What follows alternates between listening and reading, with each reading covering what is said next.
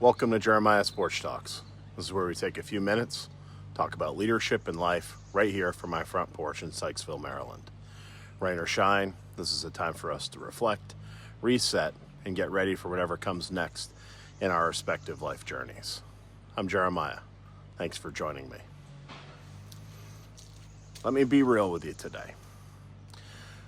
There's a kind of pain that doesn't scream. It lingers. And it wears you down like water smooths a stone in a river.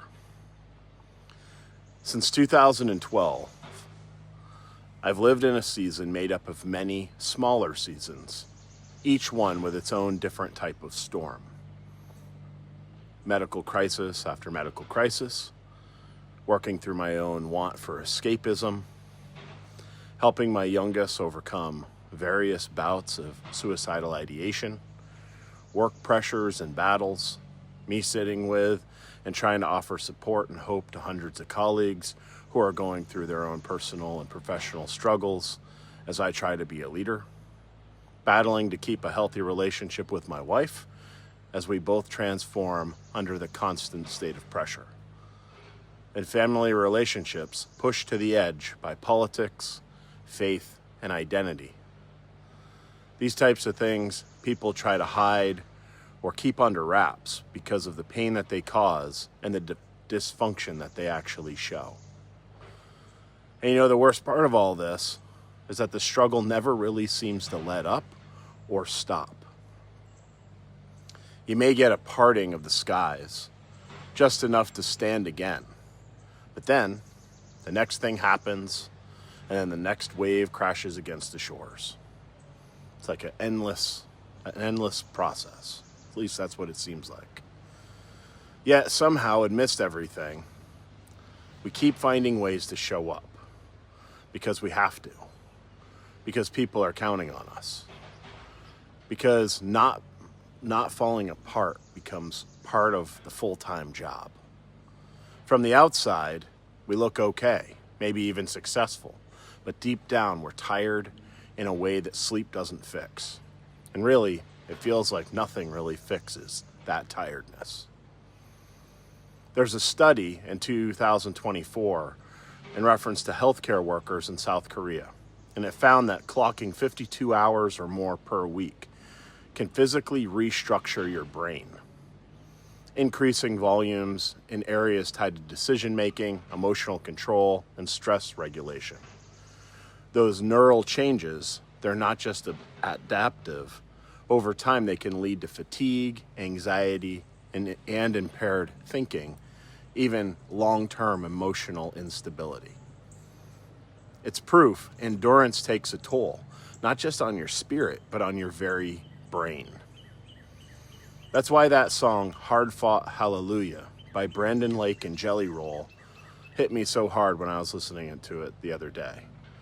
Because I know what it means to sing when your throat is raw, to raise your hands when your heart is numb, and to whisper a prayer that sounds more like a groan, just in case someone's still listening. When I think about what it means to survive that kind of pressure, not once, but again and again, I'm reminded of Viktor Frankl. He endured worse than torture. He was a Jewish psychiatrist imprisoned in Nazi concentration camps during World War II. His wife was murdered, and his parents too. He was starved, he was beaten, and he was humiliated. And he had every reason to give up. But in the middle of that horror, he wrote about finding meaning in suffering. And he said, when we are no longer able to change a situation, we are challenged to change ourselves. Frankl didn't escape the pain. He learned how to transcend it. He learned that if he could change his mindset, his reactions, the way he responds, he could find ways to peace, joy, hope, and love despite the challenges. And that's the leap that I really want to talk about today. Because for many of us, we've become professional survivors. We adapt, we endure, We learn how to hold our breath underwater longer than most could have ever imagined. But eventually, survival isn't enough. We want to feel again. We want to grow in the middle of life's greatest storms, not just after they end. Because if we're honest about it, the pressures we experience may not be ending anytime soon. We want to look in the mirror and not just see a fighter, but a person who is becoming deeper, stronger, and wiser because of the challenges that we endure. And listen, the research backs this up too. Post-traumatic growth is a real thing. It's not automatic, it's not inevitable, but it is possible. People who walk through fire sometimes come out with a clearer vision, greater empathy, and stronger purpose, because they learn to hold on when everything in them said to let go. They learn that hope isn't a feeling, it's a choice. Hope sometimes looks like gripping the rope with bloody hands and refusing to let go. It's singing hallelujahs with a cracked voice and a broken heart. And here's the raw truth.